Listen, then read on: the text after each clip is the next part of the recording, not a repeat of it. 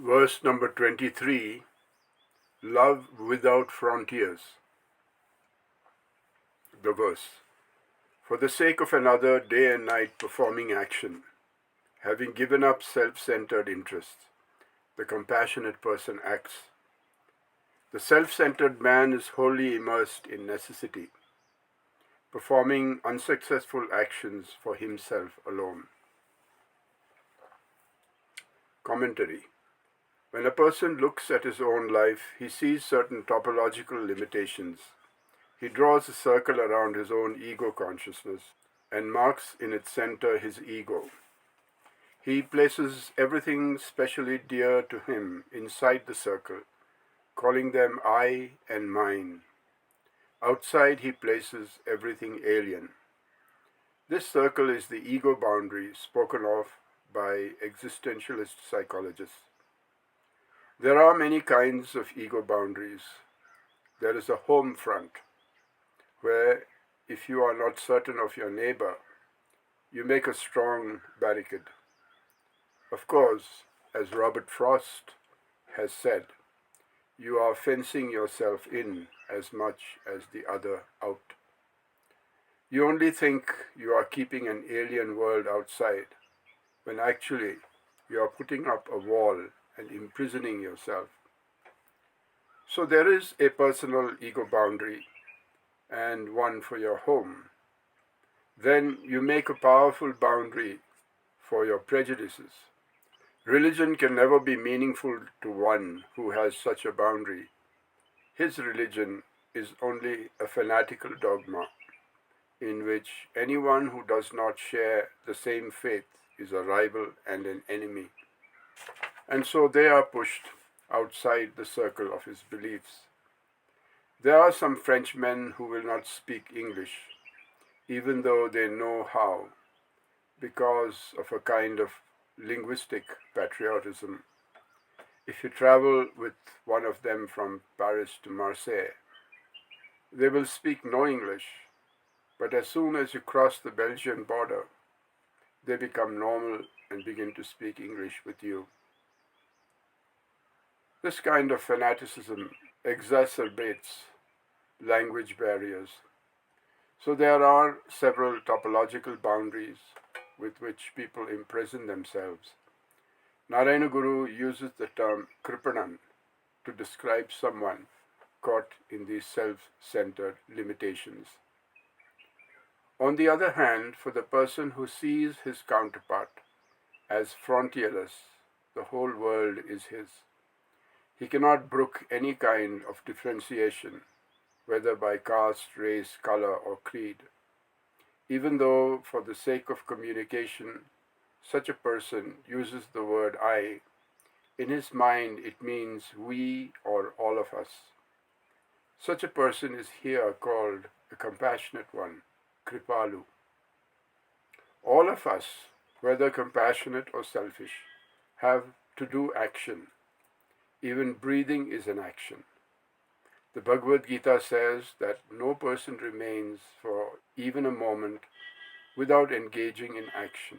Our actions are of three kinds. One is nitya karma, the daily activities which you have to perform necessarily for the maintenance of your own life. In the morning you have to wake up, clean yourself, eat and evacuate your bowels. No one else can do these things for you. They are imperative actions because you yourself have to perform them. The second kind of action is called niyata karma. This refers to your placement in society, where you have accepted a certain role due to your career. You may be a doctor, a lawyer, an engineer, businessman, teacher, or whatever. You have some work assigned to you by your own option or a contract.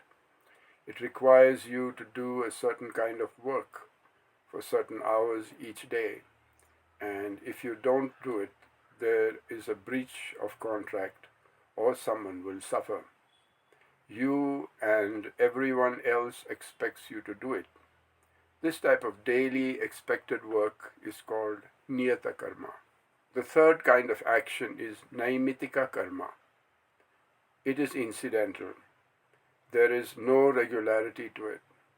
Say you go for a walk or a ride and you see someone falling down unconscious.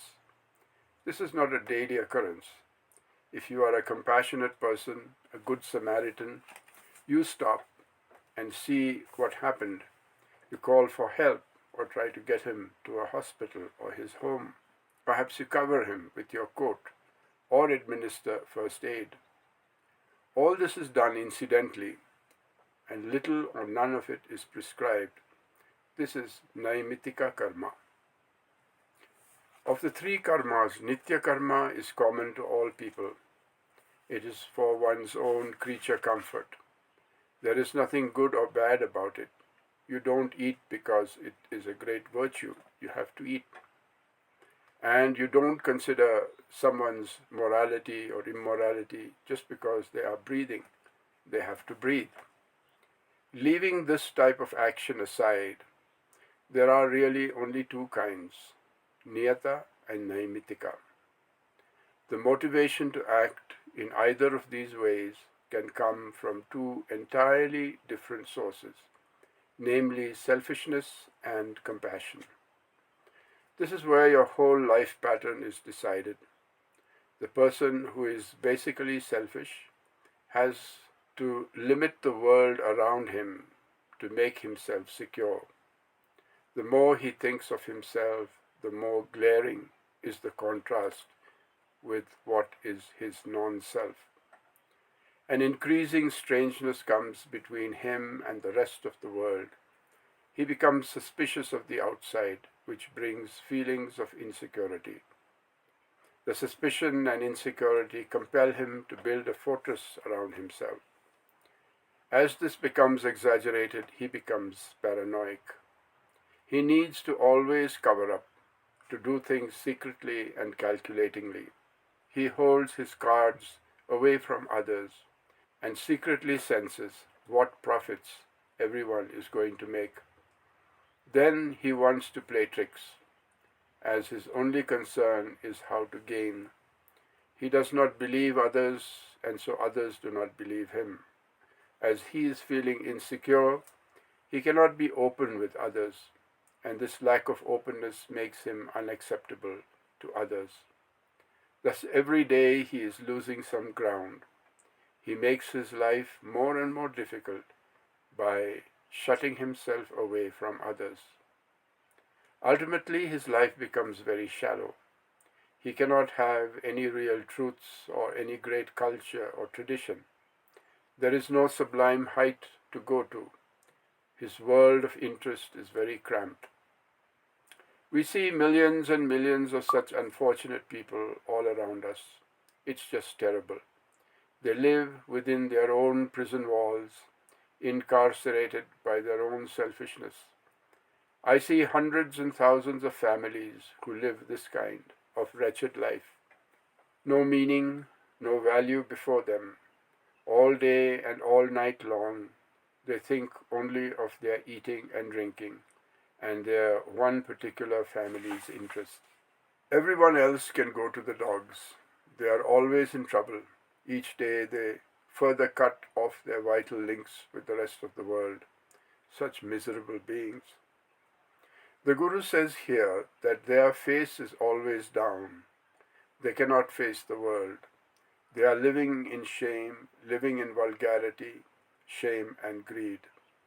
They are engaged in actions which will never succeed. They are living only for their own sakes. Even if you try to help such people, they can never be helped. As soon as you lift them out of one quagmire, they get into another. This is the terrible situation where both daily and incidental actions are monitored by selfishness. Compare this to a compassionate person. The dominant theme in his life is, we are one, I care for you. It doesn't matter who you are, I care for you. In Victor Hugo's Les Miserables, there is a bishop who knows nothing but love for mankind. He lives for all. He uses his office, his position, everything, only for the sake of redressing the pain and agony of his fellow man. Reading Hugo's great work and getting into the spirit of the bishop is many times more profound than reading religious scriptures. What a wonderful character. What a beautiful life. You shed tears for him. You want to go live with him. At least once in your life, you want to meet a person like him who can inspire you for the rest of your life. The compassionate one, as he has no ego boundary, he uses the word I only for the sake of centralizing thoughts and relating ideas. It is only a philosophical reference point, a focus for consciousness, not a fixed social structure. It is not an ego. For this reason, he can relate literally anything to the central notion called I. As he is not putting walls around himself, he comes into relationship with the rest of humanity and all kinds of animals, birds, and plant life. When you read the poems of Robert Frost, you are so thrilled that he can get into an easy conversation with a bird, a flower, a tree, bush, brook, stone, road, anything. Wherever he turns, he sees nothing but friendship. The whole world is open to him. What a wonderful way to live. We don't have to just think of saints. Saints are living all around us. A man may be very humble, but yet open up many windows, many life interests, so he can commune with everyone around. He keeps his door open for people to walk in. He boils his pot, not for himself alone, but for anyone who is hungry or thirsty. Jesus said, "Ye come to me, those who suffer. Leave your load on my shoulders." Such a compassionate one easily relates himself to others. In his word, the world finds consolation. He is their light and inspiration. Anyone who encounters such a person easily affiliates themselves to him. Naturally, his base is becoming stronger than that of the selfish person. I love you, you love another, therefore your friend becomes my friend. Thus, every day his influence grows, his friendship spreads, he is generous and gives everything without question. In a reciprocal way, everything wants to pour into him. Whatever he gives, tenfold, 100-fold, it comes back to him. So he is always successful. He is always influential. His word is taken with honor by everyone. They believe him and trust him. He has no axe to grind. Therefore, what he says rings true. It is hard to resist the word of such a one. These are the two contrasting principles underlying our actions. One is selfishness of the self-centered egoist, the other the compassion of the spiritually open person. These are the two possibilities before us, and it is up to us to choose between them. It's a pity that most people make themselves lost to the world by opting for the egoistic stand. It is equally easy to be compassionate, to be open, to not push away. Previously, we saw how our joy should also be the joy of the other. Here we are bringing this same idea to a deeper level. Begin by looking for your counterparts in life. If I am a teacher, those who want to learn are my counterparts. If I am a doctor, the patients are my counterparts. If I am a businessman, those who will be benefited by the things I want to supply are my counterparts. If I am a parent, my children are my counterparts. If a husband, my wife, and if a friend, another friend is my counterpart. Everybody has their counterparts in life. It is not just one person, but so many people and so many fields. And between ourselves and our counterparts, We can open up a floodgate of reciprocal relations based on compassion. You may be doing a strict business deal, but once you are in the situation, you can open up to the other person as a human being instead of just scheming how you can make a profit of him by exploiting the situation. You can look at how you would want to be treated if you were in his place. Then it would be easy to imagine what kind of security the customer should have and what kind of benefits he should receive. If you look from both sides, from the side of the business executive and the side of the customer, you can come to a neutral position which is optimally beneficial to both. When you take this approach, you are not afraid of what you are doing. There is great moral support for it, looking out for the well-being of your brother, and the customer trusts you and feels encouraged to always come to you in the future as the person to provide his supplies. The goodwill always increases. This will never fail in any field. When a doctor cares for a patient by thinking first of the fellow human coming to him and not just of the money to be made, the very look or word or touch he uses is like nectar. The patient may be healed even before any medicine is administered.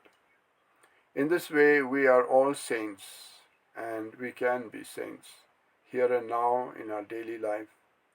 This is the great lesson Narayana Guru is giving us for our meditation today, how to move away from selfishness to compassion and how to break down the barriers around us.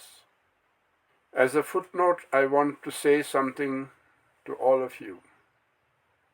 Some of the letters I get here from very beautiful people are full of darkness.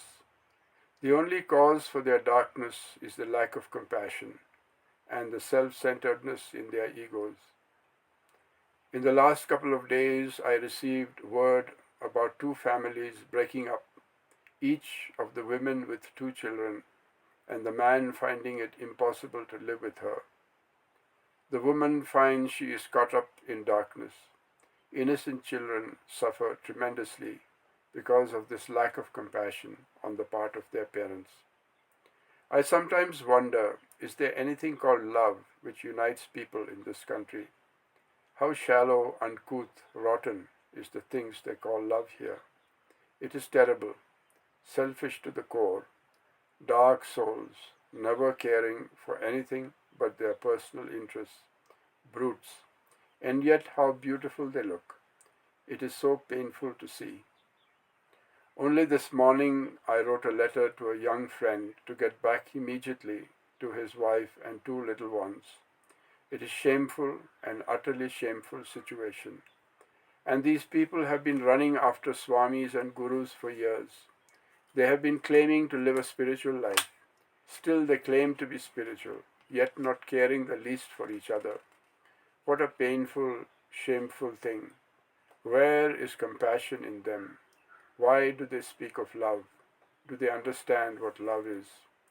A little baby not 6 months old is to be thrown away by a father, saying, I don't care for that child anymore.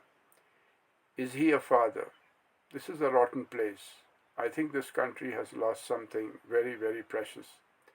It is high time a search should be made in the heart to discover the treasure called compassion.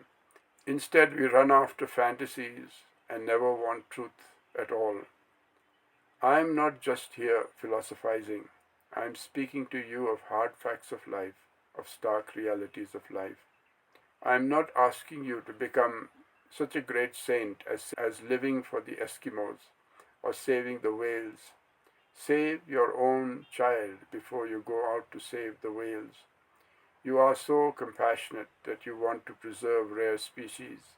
Your child is a rare species. Why don't you show compassion to her?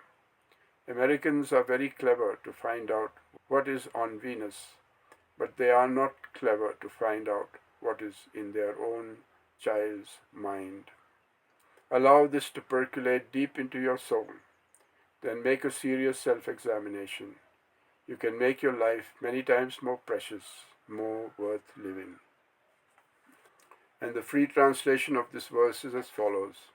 A compassionate person without any vested interest works day and night for the welfare of others.